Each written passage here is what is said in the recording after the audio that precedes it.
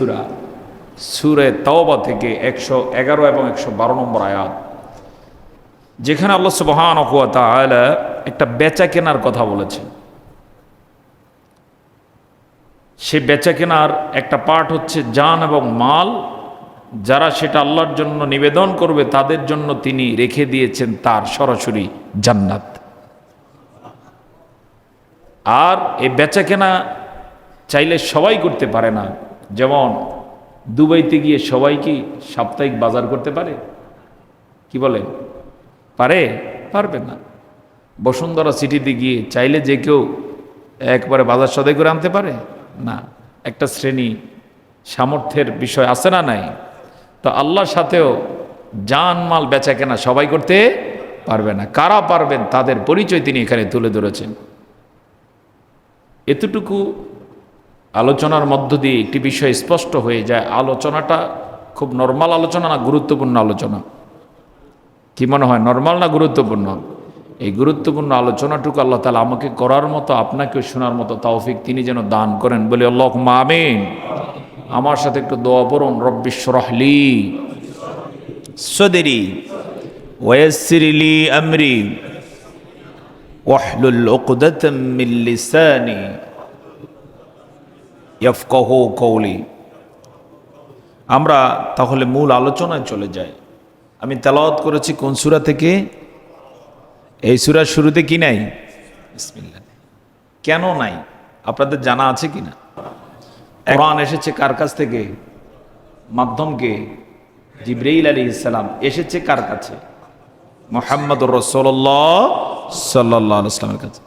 আল্লাহর কাছ থেকে যেমন এসেছে তেমনই নবীজিকে শোনানো হয়েছে। নবীজি যেমনটা পেয়েছেন তেমনটাই কি বলেছেন, সেভাবেই কোরআন আজও আছে না নাই? কয়দিন পর্যন্ত থাকবে? হ্যাঁ, সারা জীবন, কিয়ামত অবধি।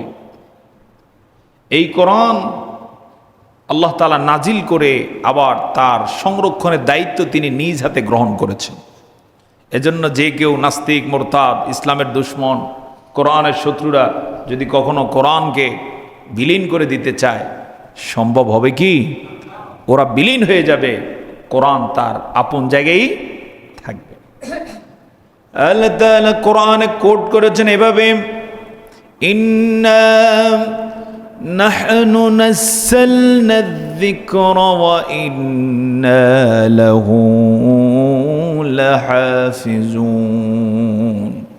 নিশ্চয়ই নিশ্চয়ই, নাহনু নাযালনা যিকরা, জিকির আমি নাজিল করেছি। কোরআনের একটা নাম কি?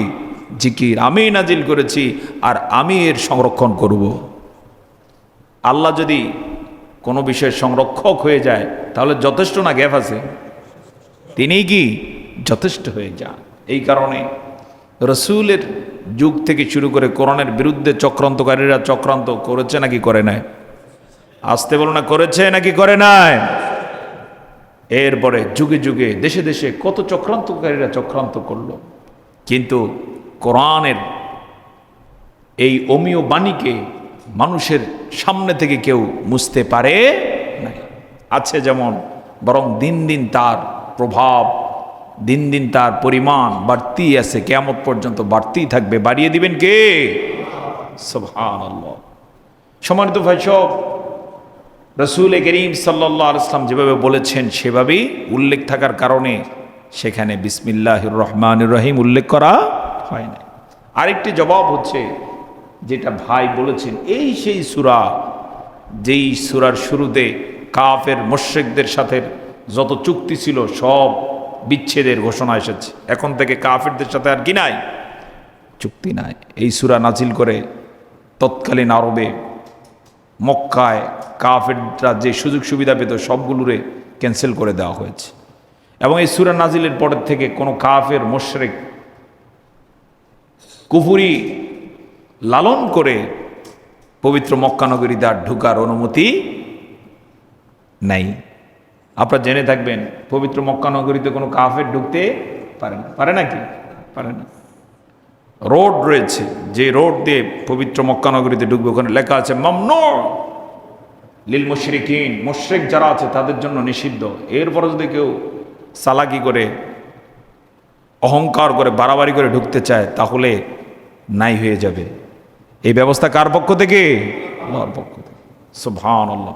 অর্থাৎ মুসলমানদের ক্যান্টনমেন্ট আল্লাহ তাআলা বানিয়ে দিলেন কোন সূরা নাজিল করে? তাওবা নাজিল করে। আপনারা জেনে থাকবেন এই সূরার দুটো নাম রয়েছে। কয়টা নাম?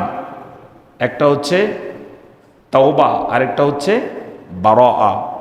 একটা তাওবা, আরেকটা কি? বারাআ। এই সূরায় ওই যে বারাআ শব্দটার নামের মধ্যেই পাওয়া যায় যে সম্পর্কচ্ছেদের ঘোষণা আছে। কাদের সাথে? কাফেরদের সাথে, মুশরিকদের সাথে। এদের সাথে কোনো মুসলমানের আর সম্পর্ক থাকতে পারে না। আর তাওবা নামকরণ করার কারণ আপনারা জেনে থাকবেন, এই সেই সূরা যেই সূরার মধ্যে 3 জন মুসলিম সাহাবী যারা রসুলের সাথে তাবুকের যুদ্ধে যেতে পারেন নাই, যুদ্ধে না যাওয়ার কারণে তাদের উপরে নাখোশ হয়ে যান একজন। তিনি কে? নাখোশ হওয়ার কারণে তাদের ঈমান স্থগিত করে দেওয়া হয়। ঈমান কি? স্থগিত। আমরা জানি এমপি পদ স্থগিত হয়, হ্যাঁ, তারপরে বিভিন্ন দায় দায়িত্ব স্থগিত হতে পারে, কিন্তু ঈমানও যে স্থগিত হয় এই সেই সূরা তার প্রমাণ। 3 জন সাহাবীর ঈমান কি হয়ে গেল? স্থগিত হয়ে যায়। দীর্ঘদিন পর্যন্ত, কোনো কোনো বর্ণনা এসেছে 40 দিন পর্যন্ত তারা কাটাকাটি করেছেন, তাওবা করেছে নিরঙ্কুশভাবে আল্লাহর কাছে আত্মসমর্পণ করে। 40 দিন কাটাকাটির পরে অবশেষে আল্লাহ তাআলা তাদেরকে মাফ করে দিয়ে একটি সূরা নাজিল করেন। এই সূরাটাই হলো সূরা তাওবা। এজন্য ওই 3 সাহাবীর ইতিহাসটা জ্যান্ত হয়ে আছে আজও। এবং ওই 3 সাহাবীর একজন হলেন হযরতে হেলাল ইবনে উমাইয়া, একজন হলেন মুরারা ইবনে রবিয়া, আরেকজন হলেন কাব বিন মালিক রাদিয়াল্লাহু তাআলা আলাইহিম আজমাইন। তাদেরকে কেন্দ্র করে সূরাটি নাজিল হওয়ার কারণে সূরার নাম কি? সূরাতুত তাওবা। আল্লাহ বলেছেন তাদের বিষয়ে, ওয়ালা সালাসা, ওই 3 জন, যেই 3 জন যুদ্ধে নবীজির সাথে কি যান নাই, যেতে পারেন না। আজকের এই দিনে যদি কোরআন নাজিল এখনো হতো তাহলে বহু মুসলমান এখনো ধরা খাওয়ার আশঙ্কা ছিল নাকি ছিল না? যারা ফিলিস্তিনিদের জন্য যুদ্ধ করে না, যারা হকের পক্ষে কথা বলে না, এদের ঈমানকে স্থগিত করে দিয়ে এখনো হয়তো কোরআনের আয়াত নাজিল হতো। তবে কোরআন এখনো যেহেতু সামনে আছে, এই দিয়ে সবার আমল ঠিক করা উচিত, দরকার আছে না নাই? আল্লাহ তাআলা আমাদেরকে বুঝার আমল করার তৌফিক দান করুন, বলি আল্লাহুম্মা আমিন। তো সম্মানিত ভাই সব, এখানে 111 নম্বর আয়াতে আল্লাহ তাআলা ঘোষণা দিচ্ছেন তার ভাষায়, ইন্নাল্লাহা আশতারা মিনাল মুমিনিনা আনফুসাহুম ওয়া আমওয়ালাহুম বিআন্না লাহুমুল জান্নাহ। নিশ্চয়ই নিশ্চয়ই আল্লাহ তাআলা ঈমানদারদের থেকে তাদের জান এবং মালকে কিনে নিয়েছেন। সুবহানাল্লাহ বলুন। যারা ঈমানদার হতে পারবে আল্লাহ তাআলা সরাসরি তাদের থেকে কি কিনে নিয়েছেন? জান এবং মাল। সেই ঈমানদার কারা, এবার সম্পূরক আলোচনা আমরা করে নিই, তাহলে অল্প সময়ে আশা করছি 2 আয়াতের উপরে কিছু কথা বলা যাবে ইনশাআল্লাহ। সেই ঈমানদার হলেন আত-তাইবুন, যারা তওবাকারী। গুনাহ হতে পারে, ভুল হতে পারে, গুনাহ এবং ভুল যদি হয়ে যায় এর উপরে অবিচল না থেকে তওবা করে ফিরে আসে একজনের কাছে, তিনি কে? আর তিনি এমন, কেউ যদি তার কাছে গুনার জন্য মাফ চায় তাৎক্ষণিক তিনি মাফ করে দেন। হাদিসে এসেছে নবী করিম সাল্লাল্লাহু আলাইহি ওয়াসাল্লাম বলেন, আল্লাহর কোনো গোলাম যদি গুনাহ করে আবার সাহস করে বলে, আল্লাহ আমি ভুল করেছি, আল্লাহ তাআলা আমি ঠিক করি না, কাজটা আমাকে মাফ করে দেন। আল্লাহ তাআলা তখন ফেরেশতাদেরকে বলেন, দেখো ও গুনাহ করছে, আবার তার আমার প্রতি এতটুকু আস্থা আছে যে আমি মাফ করে দেব, তোমরা সাক্ষী থাকো, আমি তাকে মাফ করে দিলাম। সুবহানাল্লাহ। তো ঈমানদার যারা আল্লাহর কাছে জান এবং মাল বিক্রি করে দিয়েছে, তাদের 1 নম্বরের পরিচয় এখানে দিচ্ছেন, তারা কি? তওবাকারী। এজন্য গুনাহ হতেই পারে, তাৎক্ষণিক তওবা করতে হবে কার কাছে? রাসূল করিম সাল্লাল্লাহু আলাইহি ওয়াসাল্লাম প্রতিদিন 70 থেকে 100 বার তওবা করতেন, ইস্তিগফার পড়তেন। আস্তাগফিরুল্লাহ, আস্তাগফিরুল্লাহ, আস্তাগফিরুল্লাহ পড়ুন তো, আস্তাগফিরুল্লাহ, আস্তাগফিরুল্লাহাল্লাযী লা ইলাহা ইল্লা হুয়াল হাইয়ুল কাইয়্যুম ওয়া আতুবু ইলাইহি। গুনাহ হতে পারে কিন্তু তাৎক্ষণিক তওবা করতে হবে কার কাছে? তবে সবচেয়ে বড় জান্নাত যারা পাবেন শুনতেছেন আপনারা? সবচেয়ে বড় জান্নাত তো একজন না একজন পাবেন। যে বা যারা পাবেন সবচেয়ে বড় জান্নাত, তাদের অন্যতম একটা পরিচয় হচ্ছে তারা জেনে বুঝে একই গুনাহ বারবার করবে না। বুঝা গেল কিনা? জেনে বুঝে একই গুনাহ বারবার করবে না। যেমন নামাজ কাজা করা গুনাহ নাকি সওয়াবের কাজ? গুনার কাজ না সওয়াবের কাজ? মুত্তাকি ব্যক্তি কখনো, যেহেতু জানে গুনার কাজ, জীবনে একবার হয়ে গেছে হয়তো বা, আর দ্বিতীয়বার কখনো এই গুনার কাজ করবে না। বেপরদায় চলা গুনার কাজ, মুত্তাকি ব্যক্তি দ্বিতীয়বার এই বেপরদায় চলবে না। ঘুষ খাবে না, সুদী ব্যবসা করবে না, সুদের সাথে সম্পর্ক রাখবে না। এভাবে যেটাই গুনার কাজ মুত্তাকি যদি হয়ে থাকে, সবচেয়ে বড় জান্নাতের যদি সে আশা করে থাকে, তাহলে একই গুনাহ দ্বিতীয়বার করার কথা না। এই পরিচয়টা আল্লাহ তাআলা দিয়েছেন কোরআনুল কারীমে সূরা আলে ইমরানে 134 নম্বর আয়াতে। সম্মানিত হাজিরিন, আল্লাহর সাথে জান্নাতের বিনিময়ে যারা জান এবং মাল ক্রয় বিক্রয় করেছেন, তাদের দ্বিতীয় নম্বরের পরিচয় হলো ওয়াল আবিদুন। তারা হলেন ইবাদতকারী। ইবাদত করবেন কার?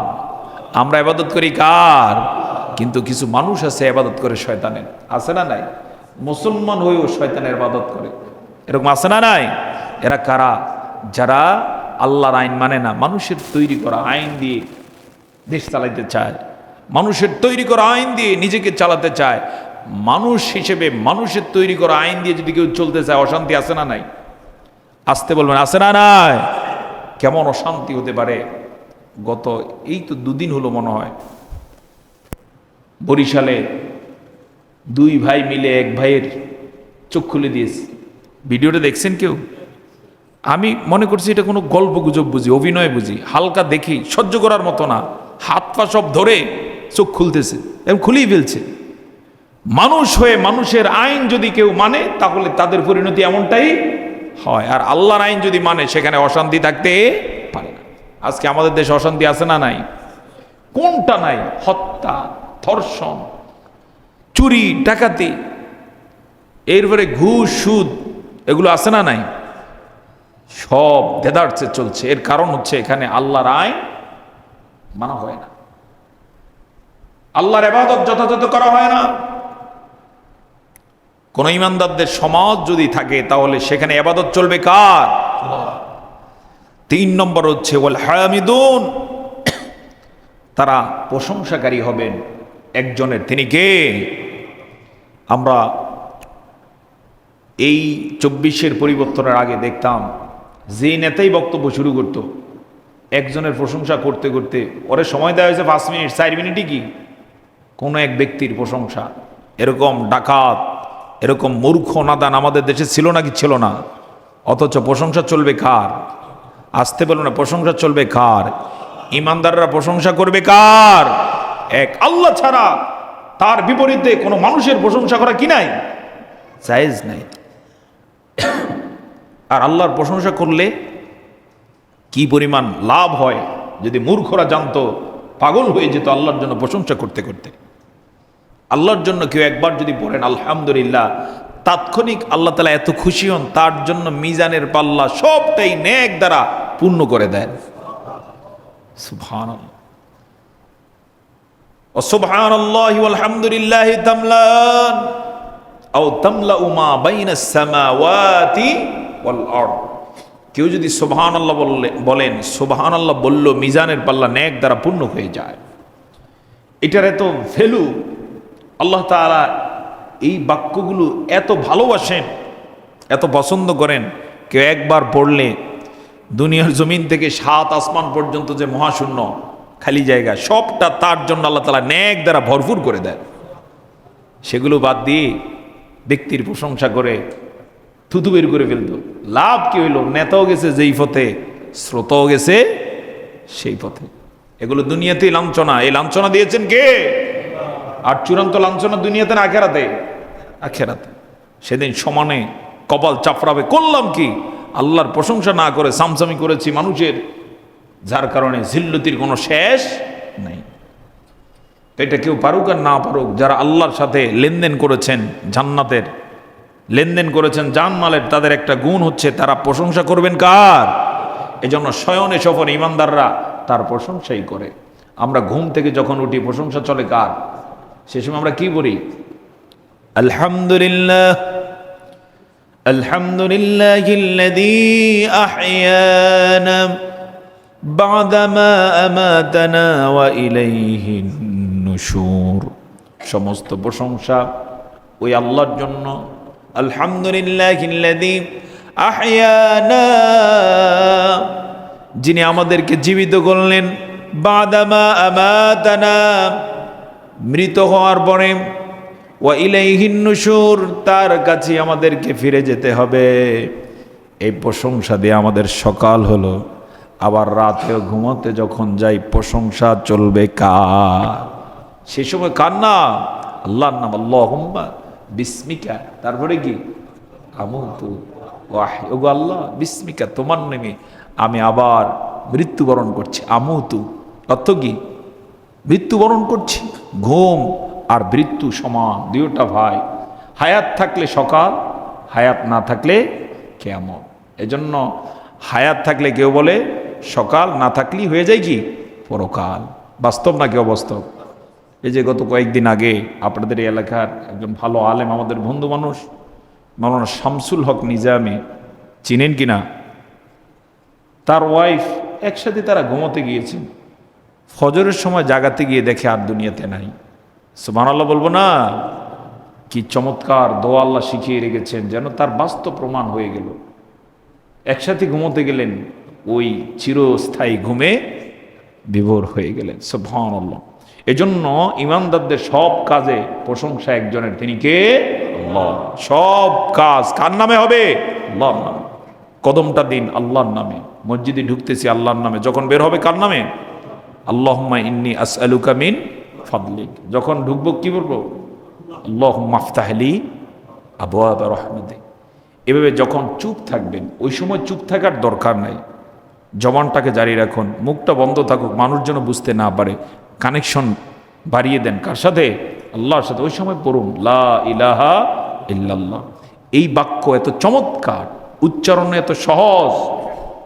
জবান বন্ধ রেখেও, ঠোঁট বন্ধ রেখেও, মুখ বন্ধ রেখেও আপনি পড়তে পারবেন। একটু ট্রাই করুন।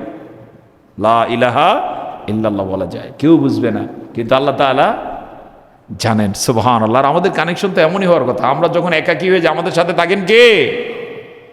আপনারা যারা এই হাদিস শুনেছেন, নবী করিম সাল্লাল্লাহু আলাইহি ওয়াসাল্লাম বলেছেন, কাল কিয়ামতের দিনে 7 শ্রেণীর মানুষ আরশে আজিমের নিচে ছায়া পাবেন। যেদিন আরশের ছায়া ছাড়া কোনো ছায়া হবে না, নাই। যেদিন সূর্য থাকবে মাথার কাছে, গুনাহগারদের গুনার তীব্রতার কারণে, প্রচণ্ড সূর্যের হিটের কারণে মাথার চাঁদি ফেটে যাবে, মগজগুলো টকবক করতে থাকবে। সামান্য একটু সেদিন ছায়া অনেক দামি হবে। সে ভয়াবহ দিনে আল্লাহ সুবহানাহু ওয়া তাআলা ওই শ্রেণীকে আরশে আজিমের নিচে জায়গা দিয়ে দিবেন, আরশের শীতল ছায়ায়, যারা যখনই একাকী হতেন তখনই আল্লাহকে স্মরণ করতেন। সুবহানাল্লাহ বলবো না? আমরা যখন একা থাকি তখন একা থাকি না, আমাদের সাথে থাকেন কে? যেমন এখানে আমরা এখন যে কয়জন, তার বাইরে আরেকজন আছেন, তিনি কে? আর যখন একাকী হয়ে যায় তখন আমরা 2 জন থাকি, অর্থাৎ একজন আমি, আরেকজন আমার আল্লাহ। এইটা চিন্তা করে তখন ওয়াযাকারাল্লাহ খালিয়ান ফাফাদাত আইনাহু, সহিহ বুখারীর বর্ণনা। কখনো কখনো তার চোখের পানি ঝরে, এই ভেবে যে আল্লাহ, আমি ছোট ছিলাম, আমি অসহায় ছিলাম, ক্ষুদ্র ছিলাম, আমার অর্থনৈতিক অবস্থা ভালো ছিল না, অসুস্থ ছিলাম, আর আমার সব তুমি পূরণ করে দিয়েছো। আজকে সুস্থ, আজকে তুমি আমাকে বড় করেছো, আজকে আমার সন্তান হয়েছে, সম্পদ হয়েছে, তুমিই তো দিয়েছ। এগুলো কেউ আমাকে দেয় নাই, যখন কেউ আমাকে এত গুরুত্ব দেয় নাই, আমাকে তুমিই সেভ করেছো। এই চিন্তা করে তখন কেঁদে দেয়। এরকম যারা কাঁদবে আল্লাহর জন্য, আল্লাহর সাথে কথোপকথন করবে, এতে আল্লাহ এত খুশি হন। কাল কিয়ামতের দিন তাকে ডেকে নিয়ে বলবেন, গোলাম কষ্ট পেও না, আসো আমার আরশে আজিমের নিচে তোমার আসন গ্রহণ করো। আল্লাহ তাআলা আমাদেরকে এই শ্রেণীর অন্তর্ভুক্ত হওয়ার তৌফিক দান করুন। তো আল্লাহর সাথে লেনদেন যারা করেন তাদের একটা পরিচয় হচ্ছে তারা প্রশংসা করেন কার?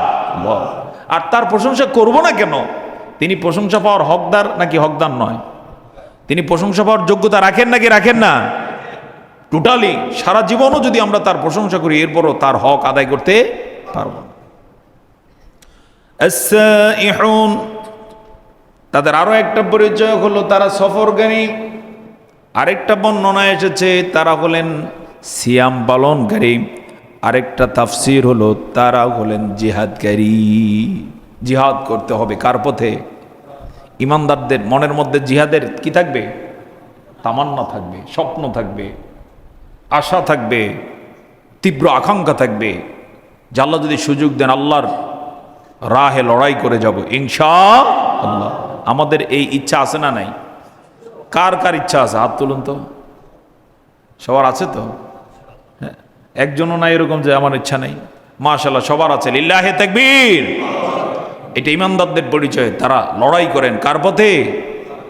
আসবে ওখানে, আমি আগে এই ক্রাইটেরিয়াগুলো বলে নিই। তাদের আরো একটা পরিচয় হলো আর রাকিউন, তারা হলেন রুকুকারী। আস-সাজিদুন, তারা হলেন সেজদাকারী। তারা আল্লাহ কি রুকু করেন, আল্লাহ কি সেজদা করেন। আমরা সেজদা করি কাকে? মাগরিবের সময় যে কয়টা রুকু দিয়েছি কাকে দিয়েছি? আল্লাহ ছাড়া আমরা কারো কাছে মাথা নোয়াই না। বলো ঠিক না? তাদের আরো পরিচয় হলো আল-আমিরুনা বিল মা'রুফি ওয়ান নাহুনা আনিল মুনকার, তারা সৎ কাজে আদেশ দিবেন, অসৎ কাজে বাধা দিবেন। অসৎ কাজে বাধা দিতে গিয়ে সৎ কাজে আদেশ দিয়ে কারো এই ক্ষেত্রে কারো পরোয়া তারা করেন না। সৎ কাজে কি দিতে হবে? আদেশ, অসৎ কাজে বাধা। যেখানে সৎ কাজে আদেশ দেওয়া হয়, অসৎ কাজে বাধা দেওয়া হয়, এই সমাজ ভালো হয় না খারাপ হয়? যে সন্তানকে ছোটবেলা থেকে শেখানো হয় সৎ কাজ করো, অসৎ কাজ তাকে বাধা দিয়ে দিয়ে অসৎ কাজ থেকে ফিরিয়ে রাখা হয়, সন্তানটা কি হয়? হ্যাঁ, সময়ের ব্যবধানে ভালো সন্তানে পরিণত হয়, মানুষ হিসেবে মুখ উজ্জ্বল হয় সবার।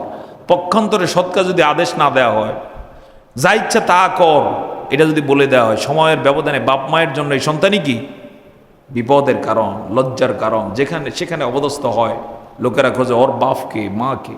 বাস্তব নাকি অবাস্তব? অনুরূপভাবে সমাজ, যেই সমাজে সৎ কাজে আদেশ দেওয়া হবে, অসৎ কাজে নিষেধ হবে, অসৎ কাজে বাধা দেওয়া হবে, ওই সমাজটাকে সোনালী সমাজ আল্লাহ পরিণত করে দেন। এজন্য সৎ কাজের আদেশ দরকার আছে না নাই?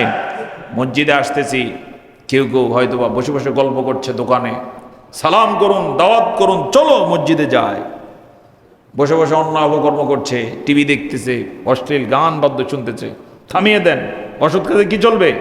বাধা চলবে। এভাবে যার যোগ্যতা যতটুকু, ততটুকু পর্যন্ত তাকে ভূমিকা রাখতে হবে। কেউ এই ভূমিকা রাখুক আর না রাখুক, যারা জান্নাত প্রত্যাশী এটা তাদের গুণ। বলেছেন কে?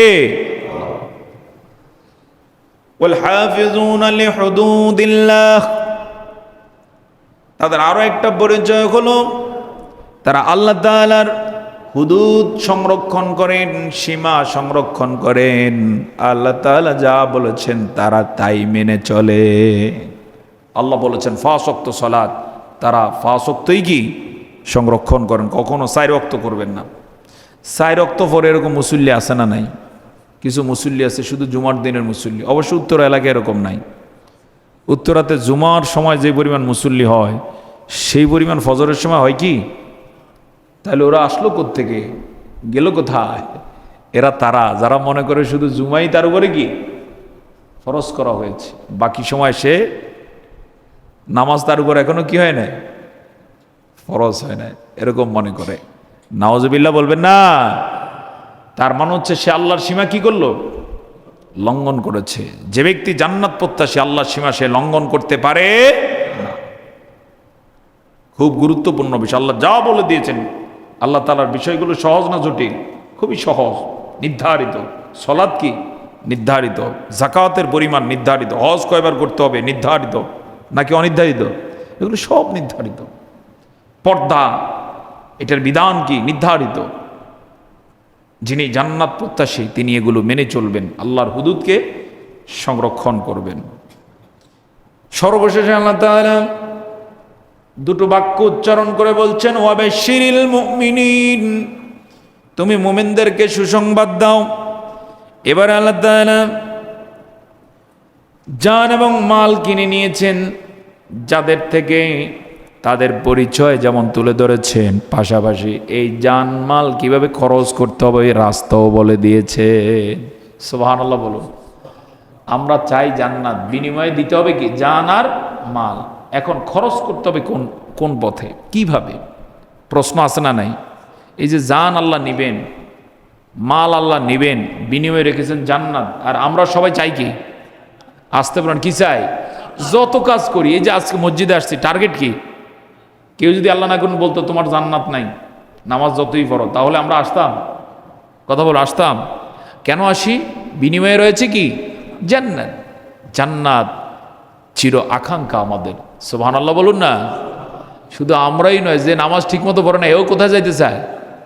হ্যাঁ, যে নাস্তিক সেও কোথায় যেতে চায়? স্বর্গে যেতে চায়। যে মুশরিক সেও কোথায় যেতে চায়? স্বর্গে যেতে চায়। এই স্বর্গ বলুন, জান্নাত বলুন, প্যারাডাইস বলুন, এগুলোর মালিক কে? আসতে বলবেন না কে? সুতরাং সেই জান্নাত পেতে হলে তার ফর্মুলা মানার বিকল্প নাই।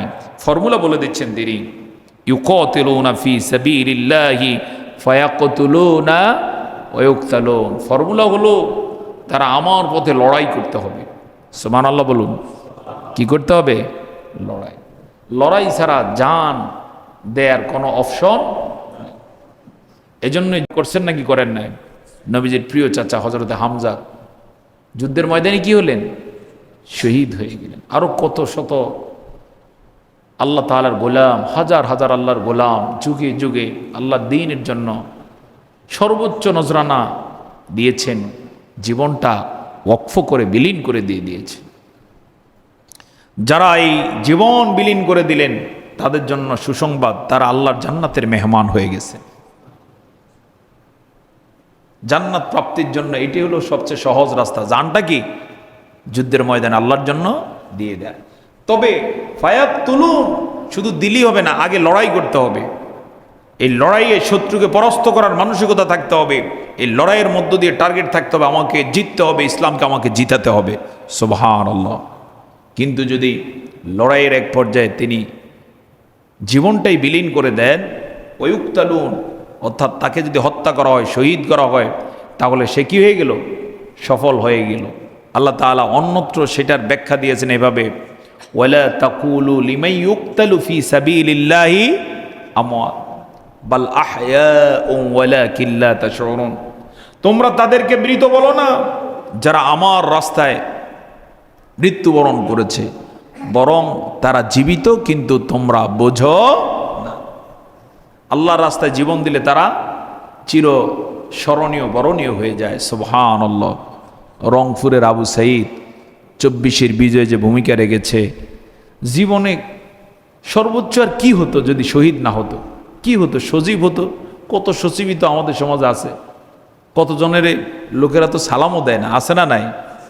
আর এখনো বলা চলে কোনো সরকারি চাকরি পেল না, বড় কোনো ব্যবসায়ী নয়, বড় কোনো ফ্যামিলির রাজনীতিবিদের সন্তানও নয়, কিন্তু আজকে গোটা জাতির কাছে আল্লাহ তাকে হিরো বানিয়ে দিলেন। সুবহানাল্লাহ বলবো না? সফল না ব্যর্থ?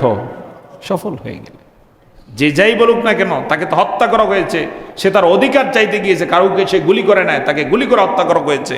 এটাই শাহাদাত। এই শাহাদাতের বিনিময়ে আল্লাহ তাআলা গোটা জাতির কাছে তাকে সমাদৃত করে দিয়েছে। এটা হচ্ছে দুনিয়ার সমাদর। আর আখেরাতে, আখেরাতে আল্লাহ সুবহানাহু ওয়া তাআলা শহীদদের কোনো হিসাব নিকাশি নেবেন না, বিনা হিসাবে তারা জান্নাতে চলে যাবে।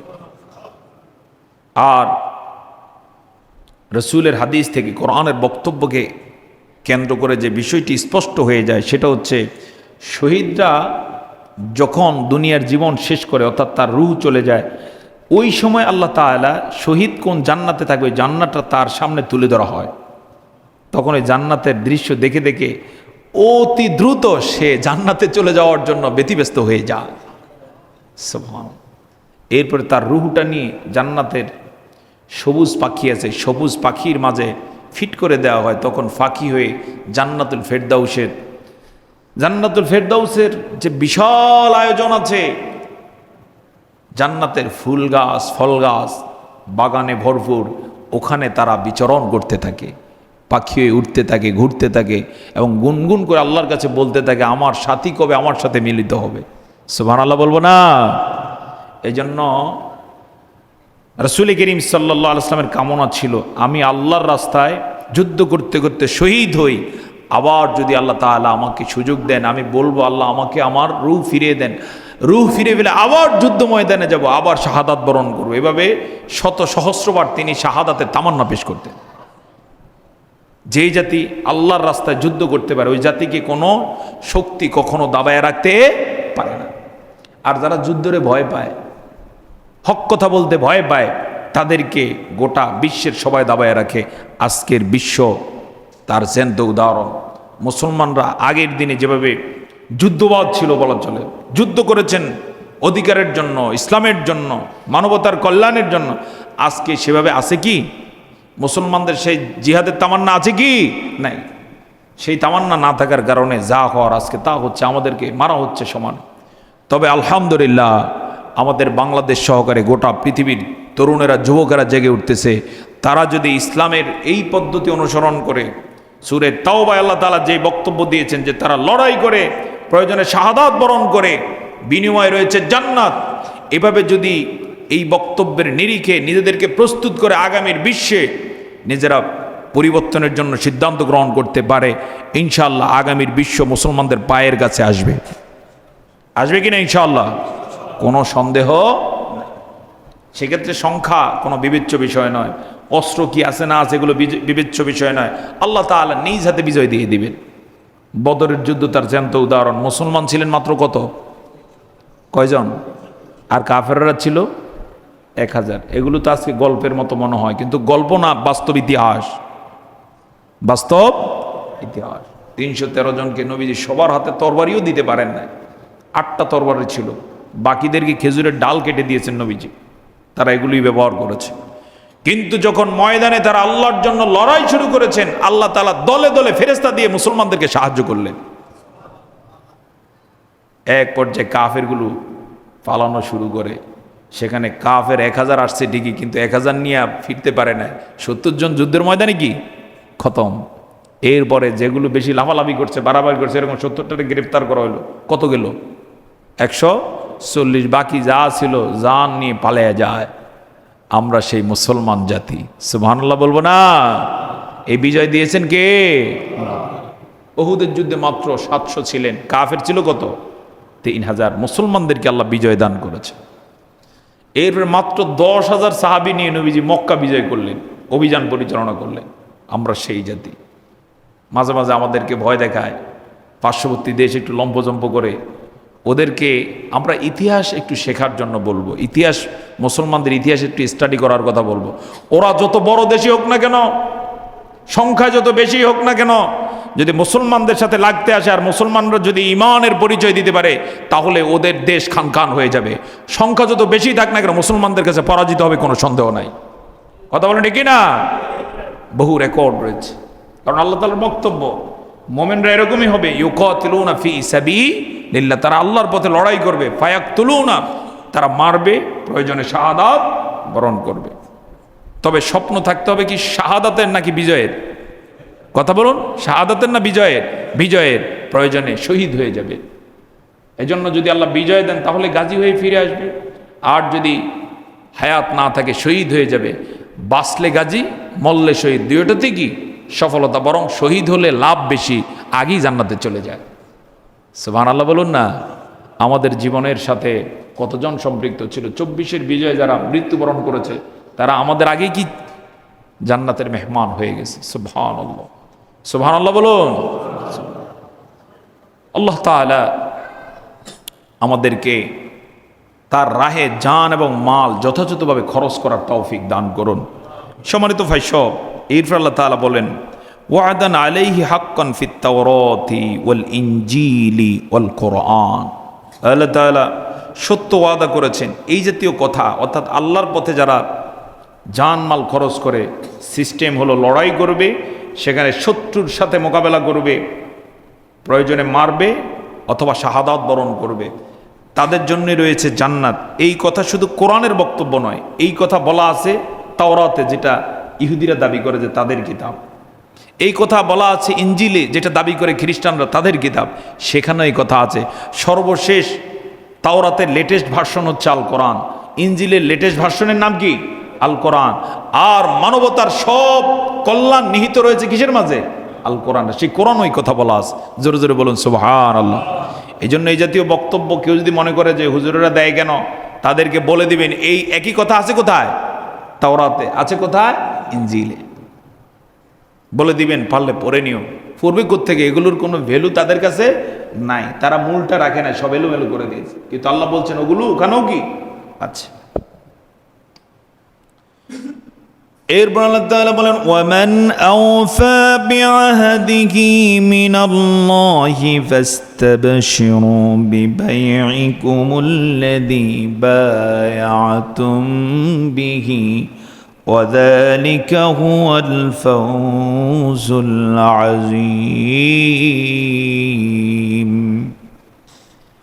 আল্লাহ তাআলা এক পর্যায়ে ঘোষণা দিচ্ছেন, ওমান আওফা বিআহদিহি মিনাল্লাহ। আল্লাহ যে ওয়াদা করেছেন যে জানমাল আমার পথে খরচ করবা। কার পথে খরচ হবে? সিস্টেমও বলে দিয়েছে আল্লাহর পথে লড়াই করতে হবে। জীবনে যত টাকা পয়সা আছে মানসিকতা রাখতে হবে, এগুলো কার জন্য? আল্লাহর জন্য। খরচ করতে থাকতে হবে। এখন এখানে একটা কথা, সেটা হলো আল্লাহকে দেব কিভাবে? আল্লাহর সন্তোষ লাভের জন্য যদি স্ত্রীকেও দেন, সেটাও আল্লাহর প্রতি খরচ হয়ে যায়। সন্তানকে দিবেন আল্লাহর প্রতি খরচ, মসজিদে দেন, মাদ্রাসায় দেন, মানুষের কল্যাণে দেন। টার্গেট হচ্ছে কার সন্তুষ্টি? তখন এটা কি হবে? আল্লাহর পথে খরচ হবে। চূড়ান্তভাবে জিহাদের জন্য যেই টাকা খরচ করা হয়, এটা আল্লাহর পথে খরচ হয়। আর সর্বশেষে নিজের জানটাই আল্লাহর পথে খরচ করা। যারা এটা করবে, বিনিময়ে তিনি তাদের জন্য রেখে দিয়েছেন কি? জান্নাত। কি সস্তা! জানমাল আল্লাহর জন্য খরচ, বিনিময় আছে জান্নাত। এর মাঝে কোনো ফাঁকফোকর নাই। এই যে আল্লাহ জান্নাতের ওয়াদা করেছেন, আল্লাহ তাআলা বলছেন যে আল্লাহর চেয়েও ওয়াদা পূরণে আর কে থাকতে পারে? আল্লাহর চেয়ে ওয়াদা পূরণকারী অধিক কেউ হতে পারে না।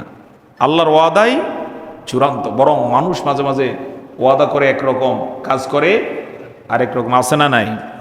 কথা বলুন, আছে না নাই? ক্ষমতায় আসার জন্য একটা শ্রেণী বলছিল 10 টাকা কেজি চাল খাওয়াবে, বিনা পয়সায় সার দিবে, ঘরে ঘরে চাকরি দিবে। সময়ের ব্যবধানে দেখা গেছে ঘরে ঘরে মামলা দিতে পারছে অন্তত। আছে না নাই রেকর্ড? অর্থাৎ ওয়াদার ধারে কাছেও নাই। এটা শুধু আজকেই নয়, আপনারা জেনে থাকবেন কবি ফেরদৌসী তিনি শাহনামা রচনা করেছিলেন। তো তার যেই সম্রাট ছিল, একবার সম্রাট তার একটা শ্লোক পড়ে এত মুগ্ধ হলেন, বললেন আবেগে, তুমি যদি এরকম শ্লোক আরো উপহার দিতে পারো, প্রত্যেকটার বিনিময়ে একটা করে তোমাকে আশরাফি দিব, স্বর্ণমুদ্রা দেব। বললেন তাই? বললেন হ্যাঁ। সভাসদদের সামনে রাজ দরবারে রাজ কবিকে কবি একটা শ্লোক শোনানোর পরে তার রাজা খুশি হয়ে এই অফার দিল। তিনি ওখান থেকে ফিরে এসে 60,000 শ্লোক লিখলেন। একটা না, দুইটা না, 100, 200 না, 1000, 2000 না, কত হাজারে? 60,000। তাহলে মুদ্রা দিতে হবে কয়টা? কত হাজার? 60,000 স্বর্ণ মুদ্রা দিতে হবে। 60,000 যেদিন লেখা শেখ, গোটা পাণ্ডুলিপি সহ রাজ দরবারে এসে কবি হাজির। ওদিকে রাজা তো কল্পনা করতে পারে না যে এত বিশাল কিছু লিখে নিয়ে আসবে। দেখে তো বেজায় খুশি। এবার কবি মাথা চুলকে চুলকে বললেন, রাজা বলছিলেন কিন্তু প্রত্যেকটার বিনিময়ে কত?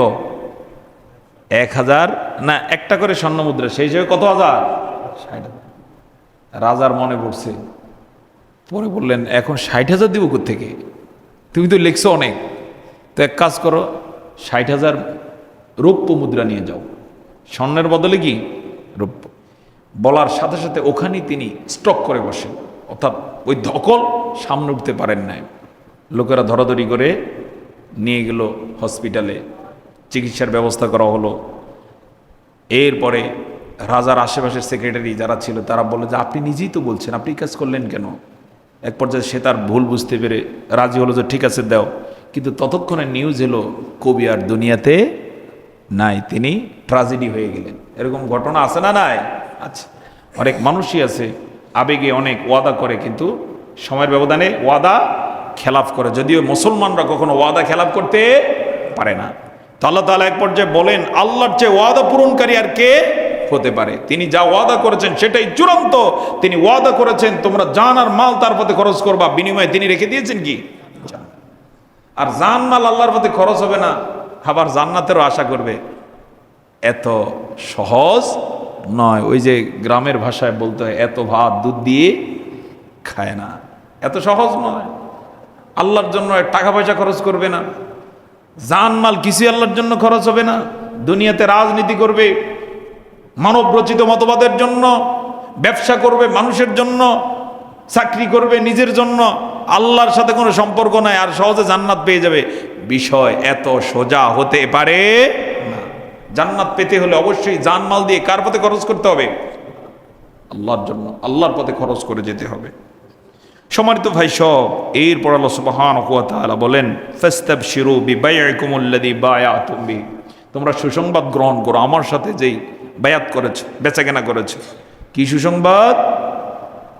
প্রথমে বেচাকেনাটা হলো যে তোমাদের থেকে আমি জান আর মাল কিনে নিয়েছি। আমাদের জান মালের মালিক তাহলে কে হয়ে গেলেন? এত আস্তে বলেন কেন? কে? বুকে হাত দিয়ে আর বলতে পারবেন যদি জান্নাতের আশা থাকে যে এই জানের মালিক আমি? বলার সুযোগ নাই। এই জানের মালিক কে? আমার আপনার সব সম্পদের মালিক কে? আল্লাহ বলছেন, যেহেতু আমাকে তোমরা জান্নাতের বিনিময়টা দেওয়ার চুক্তি করেছ, সুতরাং সুসংবাদ গ্রহণ করো। সুবহানাল্লাহ বলবো না? এটার ব্যাখ্যা আল্লাহ করেছেন সূরা সফের মধ্যে। সেখানে বলেন, হাল আদুল্লুকুম আলা তিজারা তুনজিকুম মিন আযাবিন আলীম, আমি কি তোমাদেরকে একটা ব্যবসার সুসংবাদ দেবো আমার সাথে? যদি ব্যবসাটা করতে পারো তাহলে তোমাদেরকে যন্ত্রণাদায়ক আযাব থেকে আমি বাঁচিয়ে দেব। সুবহানাল্লাহ বলুন। আর তোমাদের জন্য আমি বিনিময় রেখে দিয়েছি জান্নাত। কি রেখে দিয়েছি? জান্নাত। ব্যবসাটা আল্লাহর সাথে। সেক্ষেত্রে একটু উদাহরণ দেওয়ার জন্য বলছি, দুনিয়াতে যদি কেউ বিশ্বসেরা ধনীর সাথে ব্যবসা করে তাহলে তার স্ট্যাটাসটা, উত্তরায় কোনো একজন ফুটপাতে ব্যবসা করে তার স্ট্যাটাস আর ওই ব্যক্তির স্ট্যাটাস কি সমান হবে? ডিফারেন্সটা কেমন হবে? আকাশ পাতাল না? যে কেউ চাইলেই এখনকার সেরা ধনী ইলন মাস্কের সাথে ব্যবসা করতে পারবে যে 50-50, আপনারও 50 আমারও 50? সম্ভব? মানুষ হয়ে যদি একজন মানুষের সাথে ব্যবসা করার সুযোগ না পায়, সেক্ষেত্রে আল্লাহর সাথে ব্যবসার সুযোগ যদি কেউ পায়, এটার চেয়ে বড় কোনো বিষয় হতে পারে? এজন্য আল্লাহ বলছেন, ফাস্তাবশিরু বিবাইইকুমুল্লাযী বায়াতুম বিহি, তোমরা আল্লাহর সাথে যে চুক্তি করলে, ব্যবসার একটা সুযোগ পেলে, এজন্য তোমরা সুসংবাদ গ্রহণ করো। সুবহানাল্লাহ। সেই সুসংবাদ কি? তোমাদের জন্য রেখে দিয়েছি বিশাল জান্নাত। মানুষ যদি সারা জীবনও বিজনেস করে, এই বিজনেস দিয়ে গোটা উত্তরা কেনার মতো কোনো ক্ষমতা বাংলাদেশের কোনো পাবলিকের নাই। কিনতে পারবেনি যে কিনে ফেললাম 5 নম্বর সেক্টর? সম্ভব? হ্যাঁ, অন্তত 2-5 বারও যদি প্রধানমন্ত্রী থাকে কিনতে পারবে? দুর্নীতি ছাড়া একটা বাড়িও তো কিনতে পারবে না। বাস্তব নাকি অবাস্তব? একটা বাড়ি। আর আল্লাহর সাথে কেউ বিজনেস করলে উত্তরা নয়, ঢাকা নয়, বাংলাদেশ নয়, এশিয়া, ইউরোপ, আফ্রিকা, আমেরিকা নয়, এই পৃথিবীর 10 পৃথিবী নয়, দুনিয়ার জমিন থেকে 7 আসমান পর্যন্ত যত বড়, তার চেয়ে বড় বড় এক একটা জান্নাত তিনি দান করবেন। এজন্য তিনি বলছেন, ফাস্তাবশিরু বিবাইইকুমুল্লাযী বায়াতুম বিহি। এক পর্যায়ে তিনি বলেন, ওয়াযালিকা হুয়াল ফাওজুল আযীম, এটাই হচ্ছে মহা সফলতা, মহা সফলতার নাম। সুবহানাল্লাহ। সম্মানিত ভাই সব, তাহলে আমরা আলোচনা করলাম কোন সূরা থেকে? কত নম্বর আয়াত? 111, 112। আপনারা চেষ্টা করবেন একটু আমল করার জন্য। আমি সহকারে আল্লাহ সকলকে আমলের তৌফিক দান করুন। আমাদের জান মাল নিরিবিলি সর্বদা তার পথে খরচ করে যাওয়ার তৌফিক দান করুন। বিনিময়ে যে জান্নাত রেখেছেন, ওই জান্নাতটা যেন আমরা পেতে পারি, সেই সৌভাগ্য, মহা সৌভাগ্য তিনি আমাদেরকে দয়া করে নসিব করুন। বলে আল্লাহুম্মা আমিন। দোয়া করুন, সুবহানাকা আল্লাহুম্মা ওয়া বিহামদিকা আশহাদু আল্লা ইলাহা ইল্লা আনতা আস্তাগফিরুকা ওয়া আতুবু ইলাইক। আল্লাহ তাআলা বাংলাদেশের সব মুসলমানকে এই আয়াতের প্রতি ঈমান দান করুন। আমরা যেন সবাই ঈমানের পরিচয় দিতে পারি, তৌফিক দান করুন। বিনিময়ে আমাদের জান মাল তার পথে যেন খরচ করে জান্নাত পেতে পারি, সেই সৌভাগ্য দান করুন। আল্লাহ তাআলা মাজলুম ফিলিস্তিনিদের মুক্তির ব্যবস্থা করুন। আরাকানি মাজলুমদেরকে আল্লাহ তাআলা মুক্তির ব্যবস্থা করুন। ভারতবর্ষে যে মুসলমানরা নির্যাতিত নিপীড়িত, আল্লাহ তাআলা তাদের মুক্তির ফয়সালা করে দিন। গোটা বিশ্বের মুসলমানদেরকে আল্লাহ তাআলা এক বানিয়ে দিন। আগামীর বাংলাদেশকে আল্লাহ তাআলা ইসলামের জন্য কবুল করুন। সামনে যে নির্বাচন আছে, আল্লাহ চাইলে এই নির্বাচনেই পরিবর্তন হয়ে যেতে পারে, হতে পারে কিনা ইনশাআল্লাহ। এই পরিবর্তনের জন্য আল্লাহ তাআলা রাস্তা সহজ করে দিন। সকলে বলুন আল্লাহুম্মা আমিন। আসসালামু আলাইকুম ওয়া রাহমাতুল্লাহি ওয়া বারাকাতুহু।